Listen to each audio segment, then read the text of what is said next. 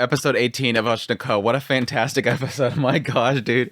When it got to that point where Kana like completely shattered Akane's perspective of her, just destroyed this perspective of this beautiful, amazing, perfect actress. The moment that happened, I was like, oh god, here we go. The Kana hate threads are going to get worse. The Kana hate threads are going to get so worse. But no, Akane stepped out and empathized with her. Thank you, girl. Thank you. And we actually got to see why Akane is so like knowledgeable in psychology. This girl went above and beyond to try to figure out, why does this person that I like so much, why is she this way? She was trying to figure out what makes her tick. And it was like, wow, cool. Now we at least explained why Akane is like psychoanalyzing people that are dead and stuff.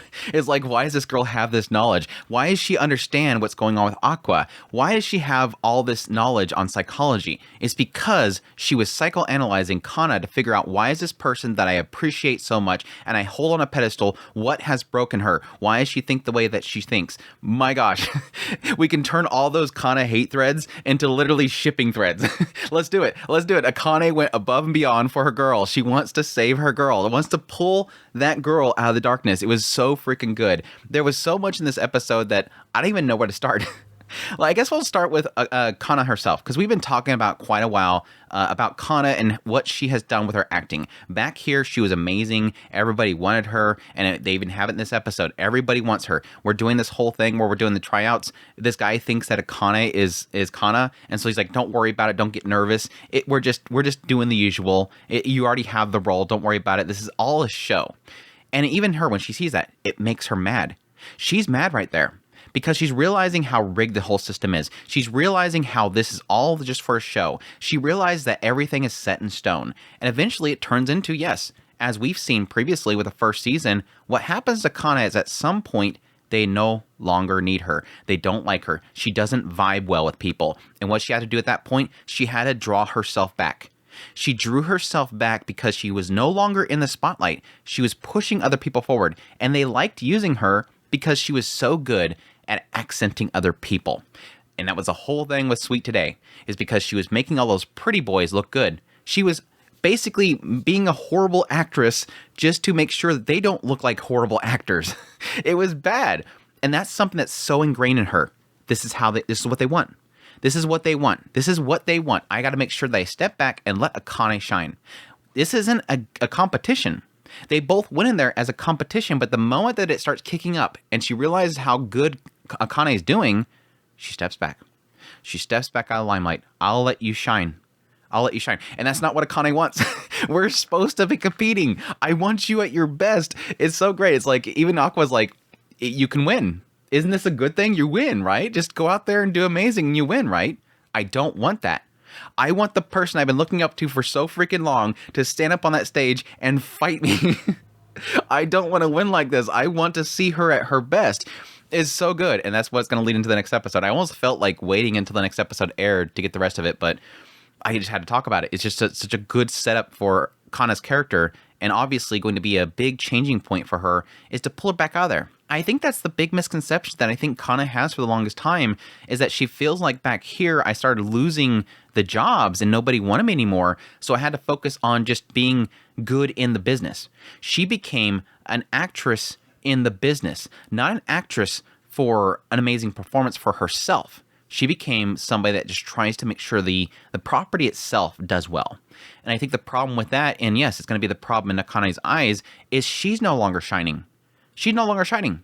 And so she thought that's what she needed to do. I need to do this in order to keep doing the jobs. I need to do this in order to keep in the business. But I think the disconnect that she really has is that she can still stand out and shine. She's got to correct her attitude. Because a lot of her issues in the past was her attitude. They spotlighted that. Your attitude sucked. Nobody wanted to be with you. The people at the different the shoots and whatnot didn't like her. She didn't vibe with people, so she was causing conflict. And I think she mixed up what exactly she needed to do. It's a good thing, and she got a lot of jobs for it, but it's not exactly going to help her for herself.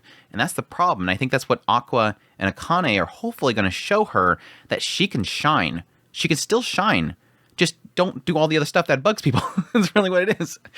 Anyways, yeah, Akane's side of the whole thing, like I said, Mind blown. Finally, I really didn't think it was going to be this thing, and I guess I should have seen it coming because again, we've already hinted at Akane looked up to Kana. This was the person that I was looking forward to. Didn't think it would go so far as literally this is the person I got into the business for. I know that she had that interview where she said that she looked up to Kana, but not that she got into it for her. She was looking up to Kana, so excited about it. Parents were like, why don't you go to it? And maybe one day you could be her friend.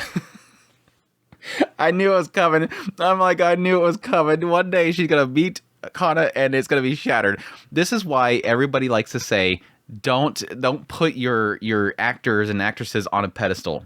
Don't put these people on pedestals because the moment you finally meet them, you don't like them anymore. That's like this joke that went around for the longest time. Like people love these actors and actresses, and then suddenly whenever social media came out and they started getting on social media, we all realized we don't really like these people. They're not really my friend. They don't like the properties they're working on. And yeah, they just keep fighting with the fans. It's like, yeah, just keep it to you like the character in the show, not that you like the actor or actress. But yeah, she gets to finally meet her after trying so hard, and it just blows up in her face. And again, I the scene's so frustrating because on one end, it's like, I like that when Kana walks in, and again, this guy mistakes Akane as Kana, and she's like, what do you mean by that? The guy freaks out and leaves. And literally you have this moment where Akane is like, that's not true, right? This isn't rigged. You wouldn't do that. Again, putting her on a pedestal. Kana is perfect. She is an angel. There's no way she'd be doing this right here, right? No, she's in the business. The business is doing it. She's going along with it. This little child actress is not going to walk that door and say, you're all wrong for doing this. You should get everybody an equal shot. She knows how it works. She's trying to inform Akane. She's doing it very spitefully. But I think that's something that I appreciate that Akane picks up on that. And it's kind of surprising, honestly.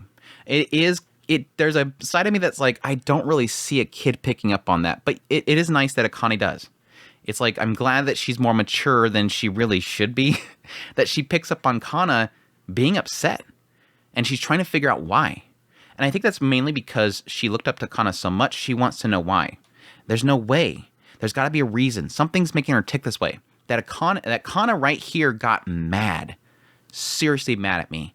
That I wasn't picking up on what was going on there. And she was angry. And yeah, despite the way that it might look to a lot of people, she wasn't angry at Akane.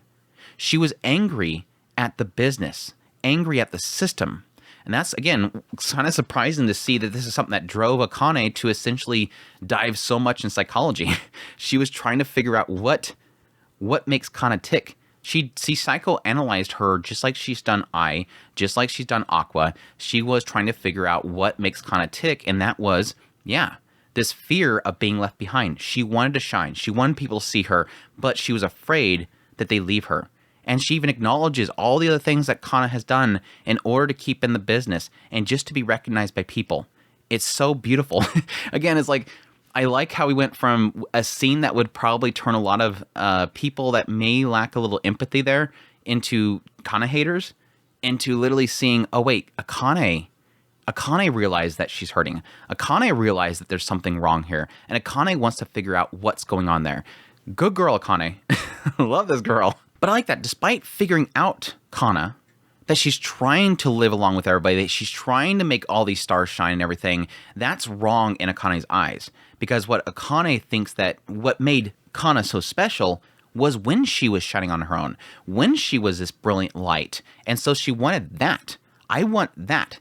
I want you dazzling like a sun. I don't want you bringing up everybody else. I don't want you getting in line with everybody else. I want you to be egotistic. I want you to be stylish. I want you to be amazing because that's the person I want to defeat. That's the person that I've been wanting to stand beside. And again, that was the person that Akane wanted to be a friend with. That was my Kana. I want her back. And it is all really painting it as this is not a fight. This is not them hating each other. This is really, in the end, two rivals that, for damn sure, if they don't end up as friends at the end, I'm going to be super shocked.